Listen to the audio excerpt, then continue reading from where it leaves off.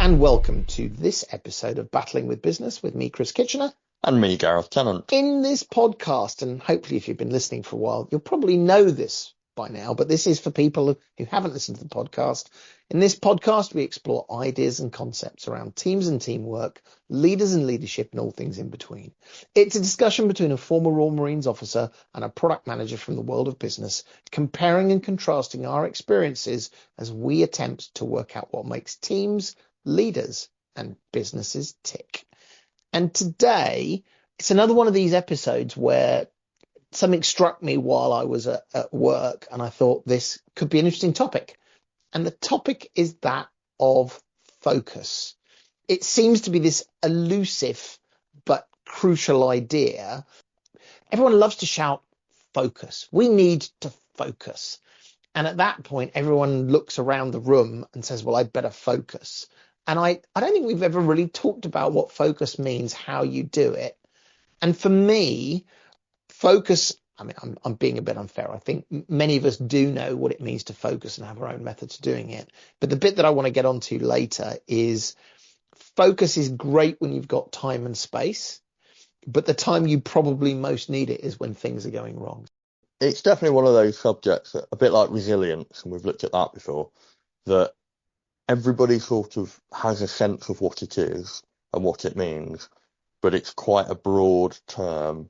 And of course, you can have team focus or you can have individual focus.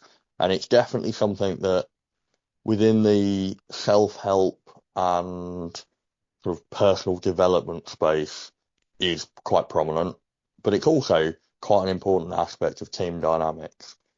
And so for me, straight away, without having really thought about it that much, there are definitely two very different aspects to the word focus. Well, I'm gonna outbid your two and go with three, because I have a feeling we're coming at Adair's balls in a different way: team, task, and individual. Mission focus. Yeah, that's very true. So we talked a lot about the balance of team, task, and individual with Adair's balls.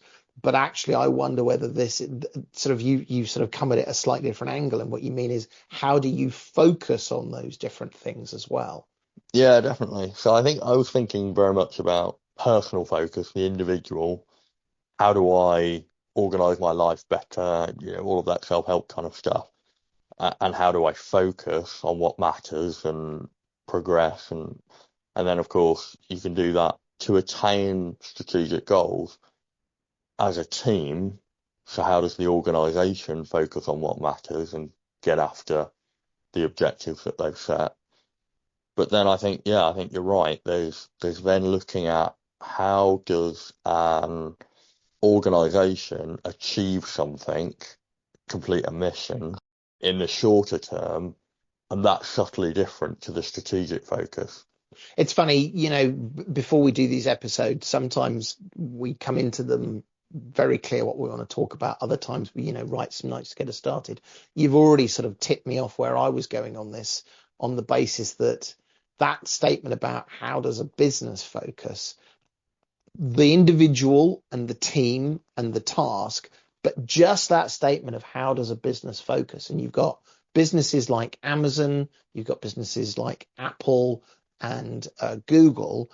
And I would argue, if you thought about it in one way, they are very unfocused organizations. In fact, historically, they've sort of sown 1,000 seeds to see which one grows. That's not focus. And yet within each of those seeds, there is, do you know what I mean? There's this idea, it's so important. And if I take it to I've worked in a number of businesses, and this statement around focus, we need to do a small number of things really well, I think is one of the hardest things I've ever seen for a business to do, because there's this unnatural gravity to say, but obviously we have to do this, and obviously we have to do this, and obviously have to do this. The reality of which is it is both easy and almost inevitable that you lose focus, and the business convinces itself that something that it probably should do, it has to do. And all of a sudden, over time, no, the focus was these three things. This was the mission. These were the goals. And it turns out we've kind of spread that focus. So there's a tension, which I'm sure we will talk about, between focus and innovation, getting after things where the answers aren't known beforehand. And if we think about the etymology of the word focus, it's a scientific word, and it comes from the idea of using optical lenses to focus light onto a finite point. And so it's about taking energy, people's ability to think about problems or do things, complete tasks, and focusing that onto a specific task or goal, which is very, very different to some of the ideas we've talked about when we talked about creativity and innovation, where we've talked about not being overly focused on a particular thing because you don't necessarily know what the right answer is yet. Yeah, I think that'll be an interesting aspect of this. I think when we start to look at, from my world, the military ideas around focus, it's really, really important that teams have mission focus, but don't get fixated on the thing they've been asked to do, and they fixate instead on the effect they've been told to You've achieve. beaten me to it. So the next thing I thought would be useful is just, I think we kind of all know what focus is, but let's put some words around it. So focus to me is the ability to direct and maintain attention on a specific task, goal, or objective without being easily distracted. That's a super high level view. It also involves filtering out irrelevant information or stimulus or things going on outside Yeah. to make sure you're centered on what's important. And your point, I was going to make this, but you've already beaten me to it, which is you've got to be very careful that it's not tunnel vision and that it's more about holistic awareness. Because I think that's something, again, whether it be an individual or a business, and I don't want us to lose the individual here because I think my mind's now racing around the business focus, but I don't want to lose the individual. The risk is you are doing a thing and that thing is your goal, as opposed to the fact that the thing you are doing is an activity to serve a higher goal. And so it's easy to disconnect those two things. Yes. The Japanese soldier who in 1973 gave up, his task was to go and defend his island and do things. No, but your goal became wrong in 1945 because the war was over. And that's a bit of a stretch in terms of focus, but there's this risk that we're so narrowly focused on this particular thing we're doing, we forget why we're doing it or how we're doing it, and we miss the opportunity to say, is that actually what I should be doing, or should I be doing something different? Yeah, I'm going through this at the moment where I'm training for the London Marathon in April. It would be very easy for me to say my goal is to complete the London Marathon. I want to try and get as close to 3.5 hours as a run time as I can. That is my focus. The problem with that is what happens the day after the marathon. Do I then just relax and everything's over? Or is my goal actually more about maintaining my health and my fitness over the long term? And actually, the marathon is just a punctuation point in a much, much longer life change that I want to try and achieve. And that sounds a bit pretentious. No, but we're doing this thing again where this idea of leadership and management is a holistic system of things. So you're talking about focus and saying, okay, in this particular case, is my focus on the London Marathon or is it something broad? Actually, a different thing that you've said is, what is your goal? Yeah. And so perhaps the first connection, which is blindingly obvious, but it's good to call out, is without a clear goal, you can't have focus because you don't know what it is you've got to focus on. So these two things, I think, are connected really closely. And if you understand the goal and you define the right goal, then you are less likely to be tunnel vision. Yeah. You're not doing a thing for the sake of doing a thing. You're doing a thing to achieve a goal. And therefore you have this ability to sort of holistically be aware Is that a distraction, or is that a useful diversion? Is that getting me closer to the goal, away from the goal? Yeah. Maybe there's a better, I just told you what I thought my definition was: to direct and maintain attention on a specific task, goal, or objective. Maybe the most important about that is the goal or the objective, and that needs to be sort of in bold, because that's the bit that allows you to give focus, even if you subtly change what you're doing. Yeah. And I think task, objective, or goal are three different things. Yes. And that's worth recognizing, because it's very easy to just say task, objective, or goal and then move on. So for me, with the marathon, my objective is to make regular running part of my lifestyle, part of who I am as a person. So this isn't something I'm doing up until the race. This is something I want to do in a life change.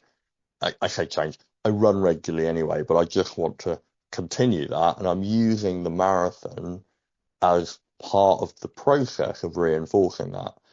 The marathon itself then becomes a goal. There is a fixed point in time in April where I am going to have to achieve something quite physically demanding, and therefore it gives me something to focus on in order to get me to continue in building this life change so that it becomes personal, part of my personality of who I am and how I perceive myself. And the habitual processes that I go through, and I reinforce those. One of the goals is also to raise money for charity, and that's a good thing, I think. It's a side I think we can goal, agree that's probably a good thing. but I need to be very honest with myself that I'm not doing this to raise money. I'm doing this because I want to. My objective is about maintaining my health and fitness over the long term. It's a side benefit is that I get to raise money for charity. So that's not the focus. And I've got to be really honest about that, I think. Yeah, no. And then presumably the task is the getting up and going out for a run. Exactly. And that requires its own focus, because, when I'm busy and I have to fit a run in, and I was looking at my diary last night and quite depressed that I'm going to have to get up earlier in the morning to go for runs. The nights are drawing in, it's getting dark, we're heading into winter. So how do I motivate myself to get up at 5 in the morning or 6 in the morning, to go out into the dark when it's raining, when it's cold? That requires a very specific, localized amount of focus. And so these three things, task, objective, goals, all require focus. But different kinds of focus. Three different kinds of focus. It turns out the word focus, as with all of these words, is a bit more complicated than we think, or at least can be used in lots of different contexts in different ways. As you were talking about this, I was thinking you can think of focus as a dispassionate tool to achieve something. I wonder whether there's something less talked about, which is we like focus. That personally, I feel better when there is something that I am focused on. So, we're recording this at the weekend. Just before we started recording this, I sat down and I wrote a list of things that I need to do today. I'm a product person, and so I wrote down the list, and I'm in the process of prioritizing that list. But you might argue, and I'm sure we'll come onto this in terms of techniques, that I am creating focus for myself for the day. Now, that's a useful tool. And I think, the efficacy of focus is that you achieve better outcomes. But there's also an element which is I much prefer it when I sit down and have breakfast. I'll feel better about myself because I know what I've got to do. I know what my focus is. I know that's attached to a set of goals, as opposed to saying, look, if I don't have focus, actually that will stress me out because I'll be doing a bunch of things and saying, am I going to get to where I want to go to? So I wonder whether there is something selfish about focus, that as human beings, we prefer focus, we operate better with focus, and it's a healthier thing to do. I'm not sure selfish is the right word, but I do think it is part of human nature, isn't it, to want to understand what is going to be expected of us, to understand, even if that's by, personally ourselves, what does the day ahead look like? How much time is something going to take? And I do exactly the same thing. I write lists and I look at the list every day in the morning, and I look at it again at the end of the day, and I write it for the next day, or I tweak it and edit it, and I look at how it fits into my diary. But some of the things that are a bullet point on my list are open-ended things, like find out how much effort is required for a task, or research this problem set, or whatever it is I'm working on at the time. And I want to quantify it as a bullet point, and then I want to try and give it a period of time. And I consciously know, as I write it down, it's not a single bullet point. It's not going to take a predefined finite amount of time. Once I start that task, I will realize it's going to spawn lots of other bullet points. Something that I've written down as this is going to be a couple of hours will become lots and lots. Now I don't know where now you're talking about, okay, we're doing this thing again where we think, how hard can it be to talk about focus? And it turns out there's a lot more.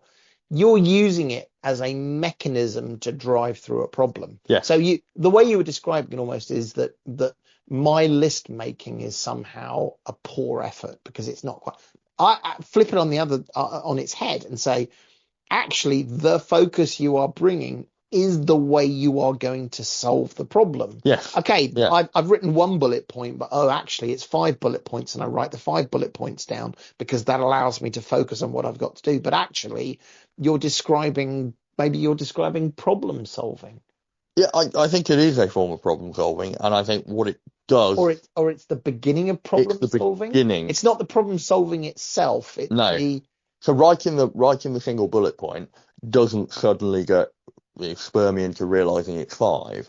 It's when I tackle that bullet point the next day, or whenever I've decided to put it into my diary, that I start to then look at that particular aspect of the problem and uncover more information, and it grows.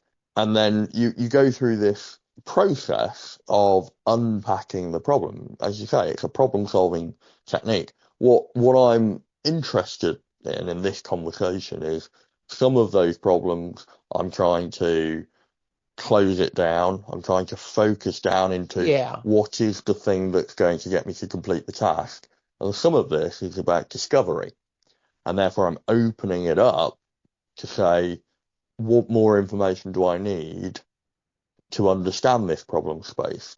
And you could argue that they are both focusing my effort and my energy onto the problem, but one is convergent onto focusing into what do I need to do to finish this and solve it, and one is divergent in that I'm asking what information do I need to be able to get to a stage where I can start to converge on the problem. Well, are we talking about where focus and creativity meet?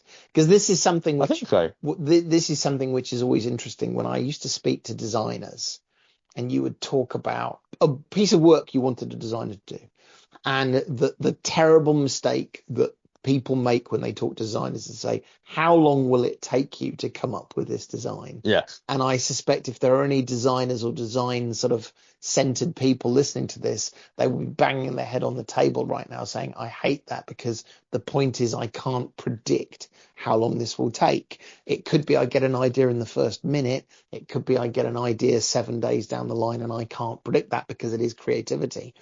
But focusing creativity, as we've said, creativity is about, well, actually, is this fair? Is it about not having focus? No. So do you remember having the conversation with Rich Seal? Mm.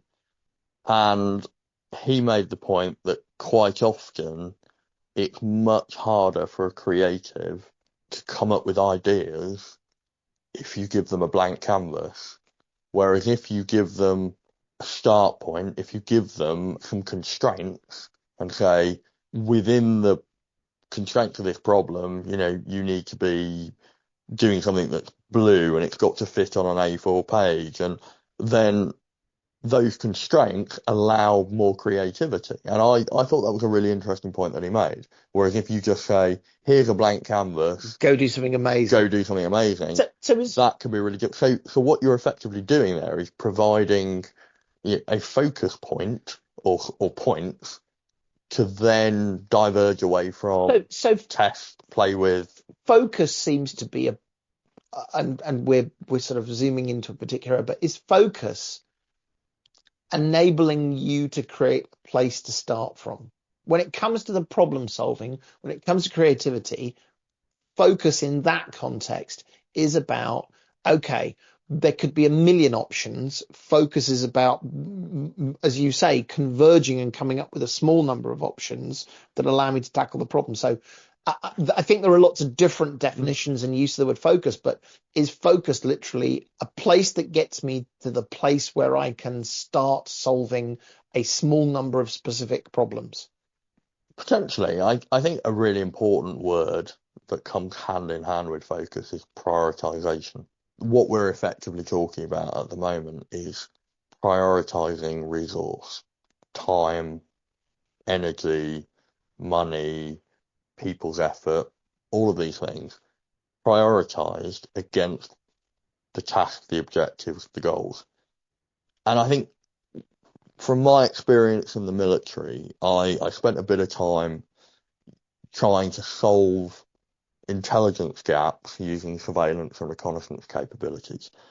And one of the things you go through is asking what are the questions people need to know in order to make the right decisions. Because you could go out into an operating environment and collect information on anything. You could go and fly uncrewed air vehicles and take videos of any piece of ground. You can ask questions of researchers to go onto the internet and get lots of open source information about anything to do with the operating environment. So you need somebody to say, these are the decisions that we need to make. This is the time I need to make it by. And therefore, you need to help me solve those problems by helping me understand the operating space. And from that, you go to the intelligence analysts and say, the plans team, the commander, whoever it is, they've got these decisions they need to make. They need to understand, where to put their forces, what the likelihood of the enemy doing X, Y, or Z is. And then these questions are the start point for the intelligence focus. And so the intelligence analysts take those questions and then they start to break those apart. And some of it's convergent, some of it's divergent, but they get more and more specific. The questions get more specific, whether you're being divergent and exploring new things, or whether you're being convergent and literally narrowing down onto the answer to is the enemy at this location, or whatever the intelligence gap is. My role is then to take those questions, prioritize them, and there's two ways of doing that. There's prioritization on what's most important, and then there's prioritization on what needs to be done first. So there's temporal prioritization. We need to answer this question because this decision needs to be made in half an hour. And this question, although is more important, doesn't need to be made till tomorrow. And so you balance that and you create your priorities. And then, in a creative way, I would look at the reconnaissance and surveillance capabilities that I had, and that would be uncrewed air vehicles, that would be crewed aircraft, maybe. It would be reconnaissance patrols that we could send out that could go and find things out. There was lots of other capabilities that we had sometimes and didn't have at other times, very specialist, maybe access to space-based satellite imagery or whatever these things were. And it was my job to work out how we could answer these questions. And so that was a creative process because there's no right or wrong answer. It's about tactics. and it's about the context of the situation. But there was this process of what is it we're trying to answer, who's asking the questions, therefore what information do we need to know, therefore what's the prioritization of that, therefore how do we use all of these I think tactics and capabilities. You've brought a really interesting and I think important point. So generally speaking, I'm imagining that people will be saying all of these things. Yeah. This, as with most of the stuff we discuss, it's all pretty self-evident. The question then starts to be, how do you help yourself focus or help your team or help your business? And so one of the things you talked about is prioritization. We should come back and talk about prioritization because that's my bag. That's a thing I do every day, prioritization. But you just inadvertently talked about something I've found to be extremely valuable in terms of focus. And that is, and I'm going to use a specific example, but you can broaden it, but the checklist. So what you've just said was, okay, to do this, I would, and you started to list a set of things. Yeah. That checklist becomes really valuable because this starts to touch on my point about focus is generally easy when you have time because you can kind of slow down and think about it. The problem comes when things are speeding up. So there are two checklists that I think are really good examples. The first one is the fact that, and I still can't believe this wasn't a thing until relatively recently, and that is surgeons have a checklist of all the things they used in surgery to make sure that they don't leave any of them in the patient. And so you could describe this problem in a different way. You could say the challenge was, how do I maintain focus on important things in surgery and move between the things? And the answer is, well, a checklist is going to help you get the right thing. Yeah. And you don't have to, as it were, it will help you focus rather than you having to remember. That's one. And the second one, of course, and this is something that I know much better, is aircraft checklists. Yeah. And so when you fly an aircraft, you have a set of checklists. There is a pre-start checklist. There is a takeoff checklist. And then the one that I think is most interesting for this conversation is the idea that there is an emergency checklist. The emergency checklist is designed specifically to enable you to focus and understand the most important information in times of high stress. Classic thing, this is a terrible thing that happens, is there have been multiple air crashes over the years where an engine failed. In the chaos and in the stressful situation, the pilot shuts down the wrong engine. And so in the left-hand engine is on fire, we should turn off the left-hand engine. But in stress, what they do is they then, it goes wrong and they turn off the working engine. There's been lots of air crashes. Now, why do I say that? How do you maintain focus in a complex environment, in a stressful situation? What you do is you pick up a piece of paper and say, can you confirm the engine that is on fire? It is the left-hand engine. We agree it's the left-hand engine. We must shut the left-hand. I mean, I'm exaggerating, but checklists can be an incredibly powerful way to help you focus. Take the relaxed opportunity to focus and prepare it for use in a stressful situation. Yeah. So I think we need to take a break now. But when we come back, I'd like to challenge that a little bit because I think there are also circumstances where a checklist will allow you to become too focused become focused on the wrong thing. And I've used this phrase before where I've talked about precision and accuracy and becoming precisely wrong. So we'll take a break, and when we come back, let's come back precisely after this break and accurately discuss this problem. Do you see what I did there? Do you see what you did there? You didn't approve of it. I can see by the look on your face you didn't approve of that. We'll see you in a second.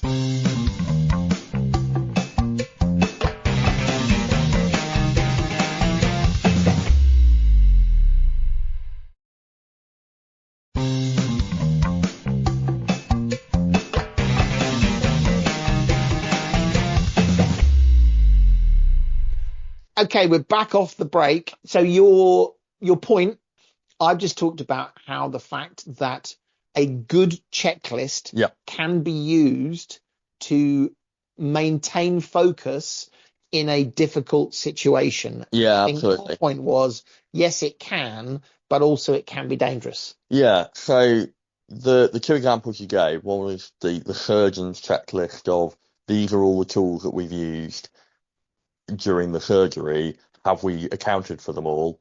And that is clearly going to help mitigate the chances of stitching somebody up with a set of forceps or whatever still inside a patient. And it does happen, surprisingly. But surgery is not something I'm an expert in. Are But you not? from my very limited experience, it is a chaotic environment. There's a lot of blood, there's a lot of things going on, there's high stress.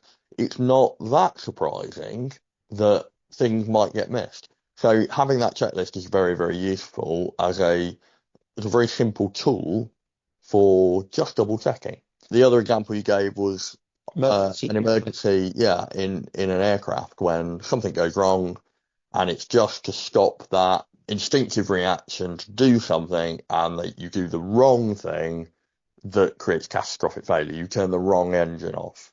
So you just slow things down a little bit. And we did an episode on small team leadership, and I talked about commanding a small team doing counter-piracy, and I talked about this idea of slow is smooth and smooth is fast. I think that's a perfect example of that, where the instinctive reaction is just panic, panic, the aircraft's on fire. The quicker I turn off that engine, the greater the chance of surviving. Therefore, I'm just going to flick a switch. And actually, slow is smooth, smooth is fast. Which engine is it? It's the right engine. Which switch is the right engine switch? It's that one. Which is the left? That's that one. I'm not going to turn that one off. I'm going to turn that one Yeah. off. And it takes an extra half a second, but it just prevents that accident. The challenge I have with this is both of those examples are known problems. Those are things that have happened, that have been anticipated in advance, and somebody has thought about, here is a framework tool to, in the event of this circumstance, you can apply it and it will help you focus on the problem. The challenge comes when you're operating in an environment. You be a pilot, you be a surgeon, you could be a product designer, you could be a Royal Marine in combat. It doesn't really matter. And now a new problem that you haven't anticipated emerges, and you try and apply a checklist approach to something that you haven't come up against before. I think we should get into this more, but I want to be really careful we don't throw the baby out with the bathwater. So I don't think what you're saying is checklists are bad. No. I think what you're saying is there are other situations where checklists will not help you.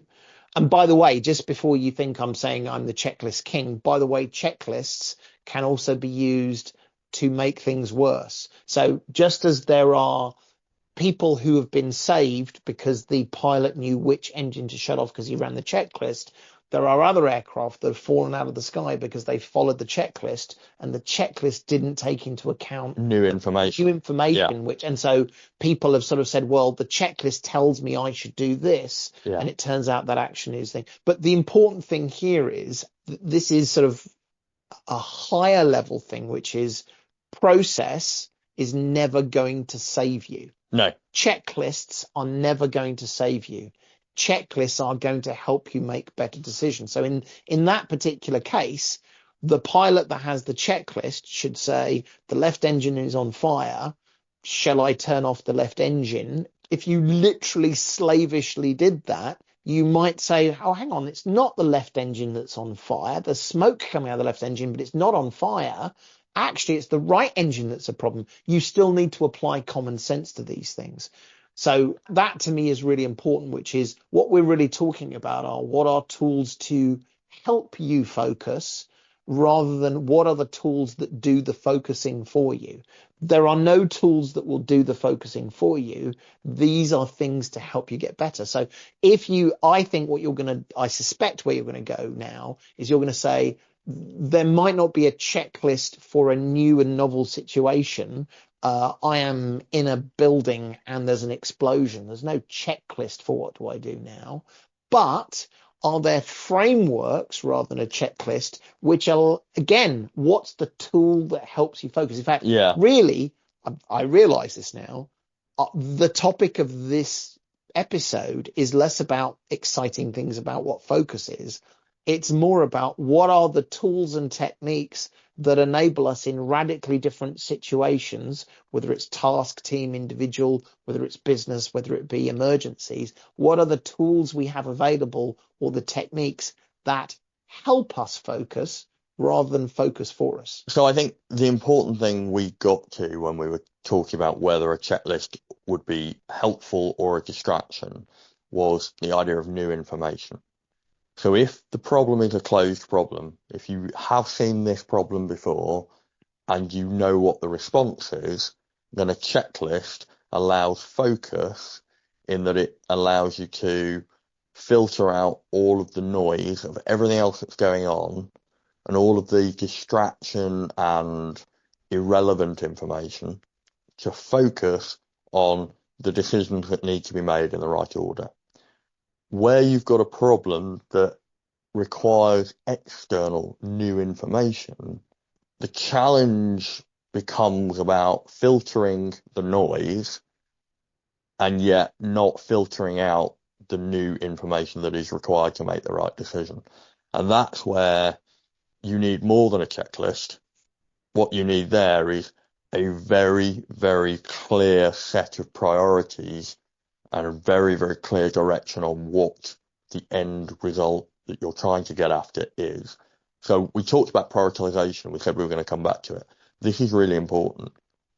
So I think when you're in a complex problem space, and just to remind our listeners what a complex problem is, it's one where you need feedback from the operating environment to understand the problem. So your actions are having effects. You need to be able to watch those, observe, orient, decide, act, the OODA loop that we've talked about several times.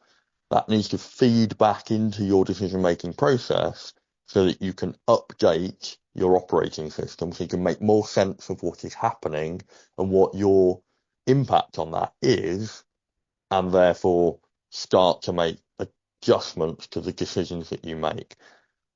This is my world. This is high intensity combat operations, getting information from the battle space, allowing lots of different people to make different decisions, probably at the same time, mutually to support each other to achieve the mission. It requires two things. It requires a very, very clear understanding of what the mission is. And that's, as we've talked about before, not just what have you been told to do, but why are you doing it? What are you trying to achieve? What is collectively the organisation trying to achieve? And then very clear direction. And this comes back to what I've talked about in the past about command, about what your part of that plan is. So what authorities, what responsibilities and what accountability do you have to make decisions, and what does everybody else have in that team? And then you can start to then ask questions about the environment. And this could all be happening in nanoseconds, and it could be an automated kind of instinctive reaction. Or this could be a very deliberate thing that's happening over several hours, over several days. In a minute, I want to talk about the prioritization process that I use at the moment, because I think that your point about it being sort of instantaneous prioritization, decision making, a gut decision. Yeah, and I want to then talk about the longer term one, because I think there's a lot of crossover here. So carry on with that, but we'll talk about that. Yeah, so I think prioritization. The reason that you need direction and you need to understand your part in that wider team, and that comes with all the things we talked about before, mutual trust and all of that stuff. And the reason you need to very clearly understand what the objective is, what are you trying to achieve, is that will allow you to filter out the noise. That will allow you to start to understand, either as a deliberate, thought out process or as an instinctive gut reaction, what's important.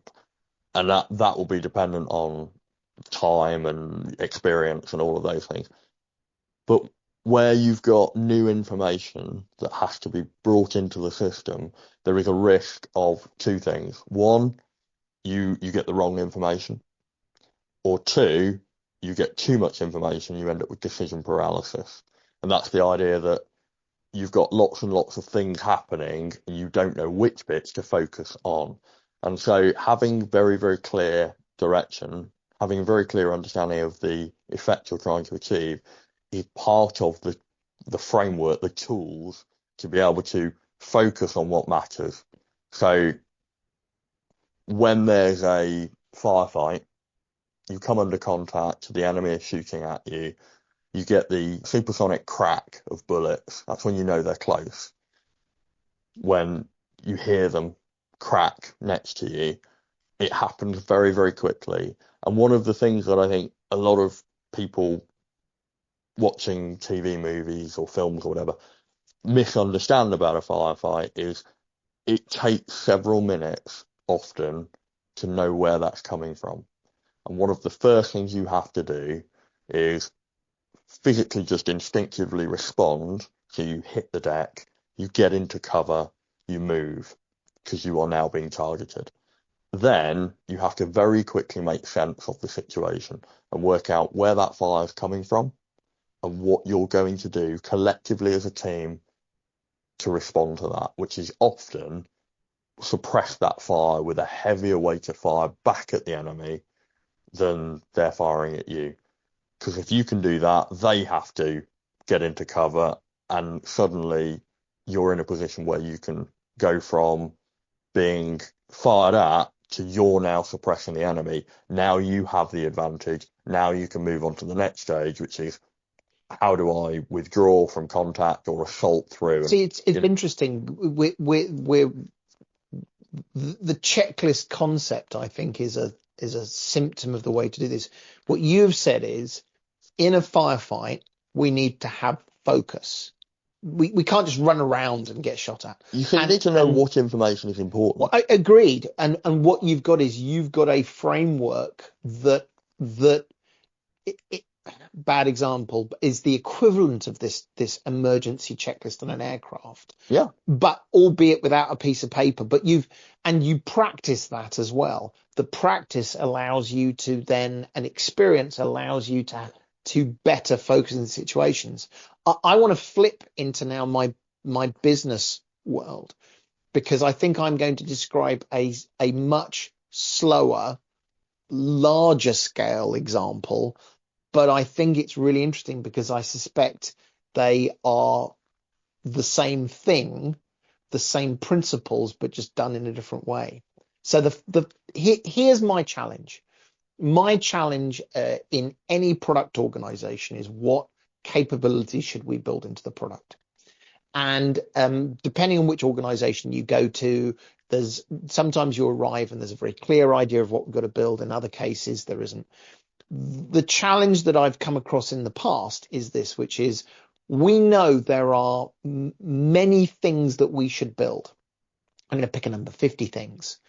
And the question is, how do we focus and build the right things? In other words, how do we build a prioritized backlog of work that we would do? And this, by the way, is what I kind of do every day. And most organizations I join build this kind of process. Often what you'll find is the list that has previously been built is based on who had the loudest voice, what's the most pressing problem today. In other words, there isn't focus. The decisions can change very quickly. Your choice of what you want to build changes week by week, month by month. And that's not a great thing, because we want to have focus to achieve our goal. So the first thing I do is I say to the business, what is your strategy? What is the mission? Yeah. What are the goals of the business? Because to your point, that is understanding data points that says the list that we create must best serve that mission, that vision, those goals. So that's the first thing you do. The second thing I do, which is a little bit, it may or may not be unique, but I go around the business and say, one imagines there are a large set of capabilities that notionally might help us on this goal. And so actually what happens is, this was a process I've done in the past. You literally go around the business and say, hey, what is it you think we should go and build? And what's interesting is the people you talk to often will say, well, it's these three things, idiot. It should be these three things. It's self-evident. It's these three things. But as you go around a broader organization, everyone has their own and often different three things. And so literally in one particular case, there were 55 things, each of which was significantly large, that people said you should go build. Okay, I now have a universe of things I could choose. I have a universe of options.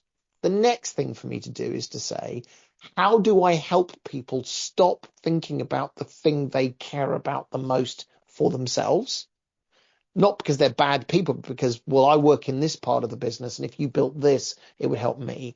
How do you do that? What you do is you then create a set of questions around value. Yeah. So in my case, it is, would this capability be valuable to a customer? Would this capability enable us to sell more? In other words, the first case is, if you did this, it would put a big smile on a customer's face because it's a problem they know. The second thing is, can you actually charge money for this? Because you might give them something that makes them happy, but you can't charge any more money for it. It just makes them happier and like to stay with you. The second one is, it's a new capability you could charge for. The next one might be, what is the technical risk and complexity of this? It's super expensive, super risky versus this thing over here, which is quite cheap and quite easy to know how to do it. The next one is, does this lead us closer to our strategic goals? In other words, it might not be valuable for customers. It might not make us any more money. It might be technically really hard, but strategically, if we don't do this.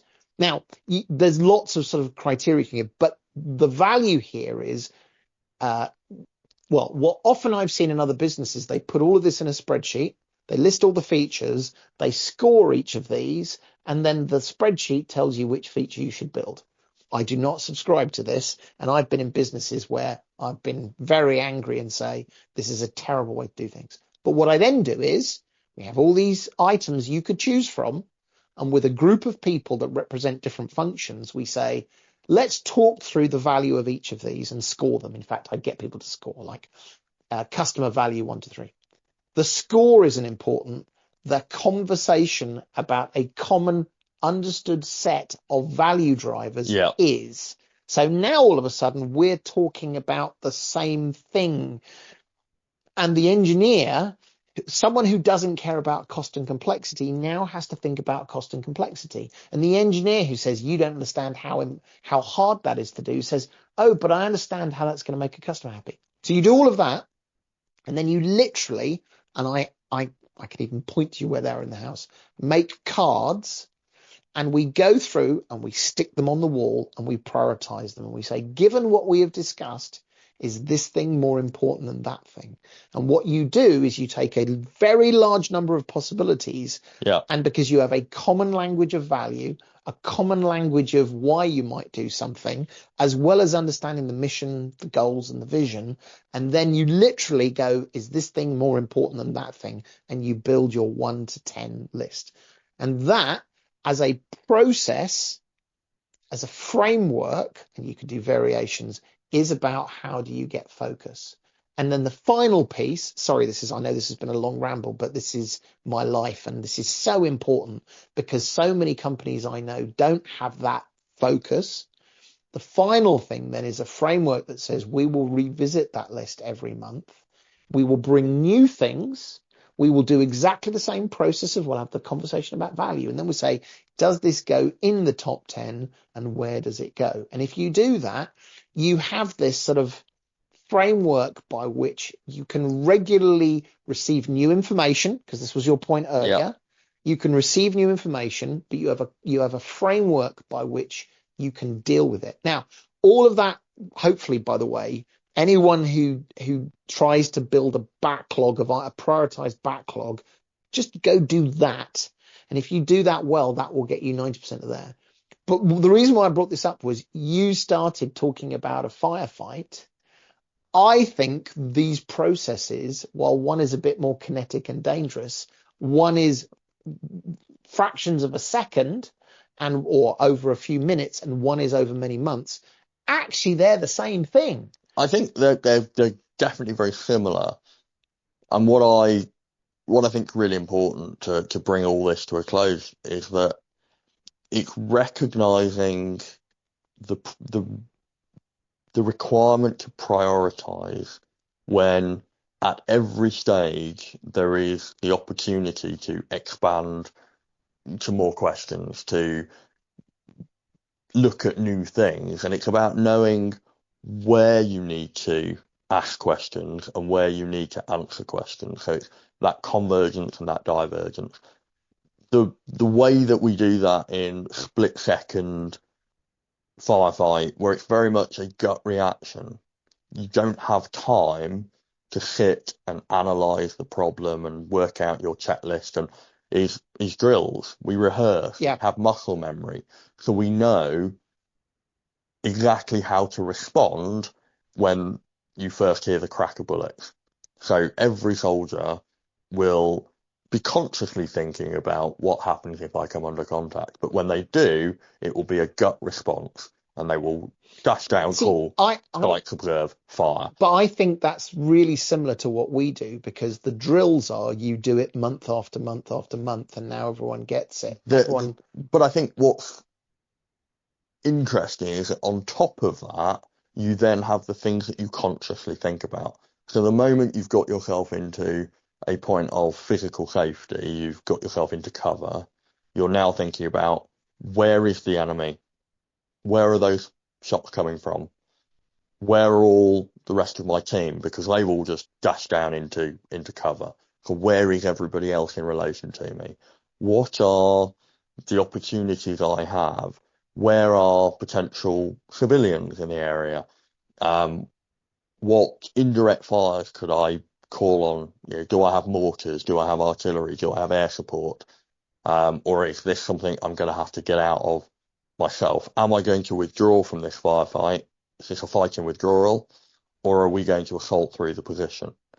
Or are we going to provide a fire base for somebody else to assault through this position? And these are conscious decisions now. So there's this relation between things that you've practiced and rehearsed and the muscle memory, things that you've gut responded to based on stimuli, and things that you are now having to filter through to make very deliberate decisions about. And I think when it comes to focus, there's a balance of practice, drills, checklists, and filtering out based on priority external information and answering questions from the environment that are going to get me closer to I still think these are, while they feel different. No, I think they're the same. I think they're exactly the same, and they happen at different speeds. I think that's exactly my point. Yeah. These are the same.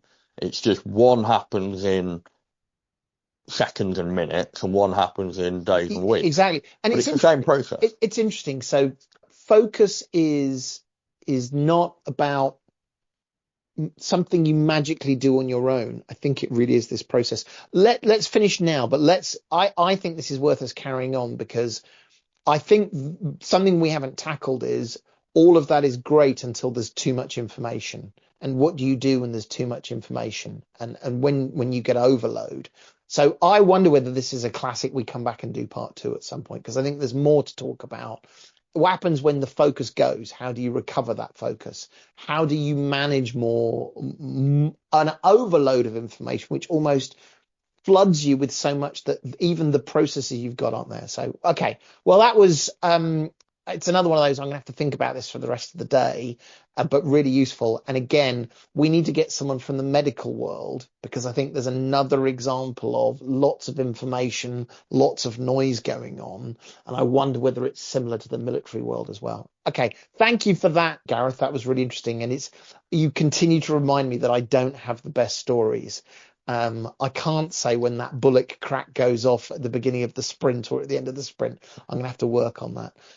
You all know where we are. We are on Battling with Biz on Twitter. You can email us on battlingwithbusiness@gmail.com. If you've enjoyed listening to this, please do tell your friends. Please do subscribe. We're coming up to some very interesting milestones in terms of download numbers. So we're really, really grateful every time you listen to us and share the information. And if we've said anything you violently disagree with or something where you have your own example, please do let us know. We'd love to hear from you.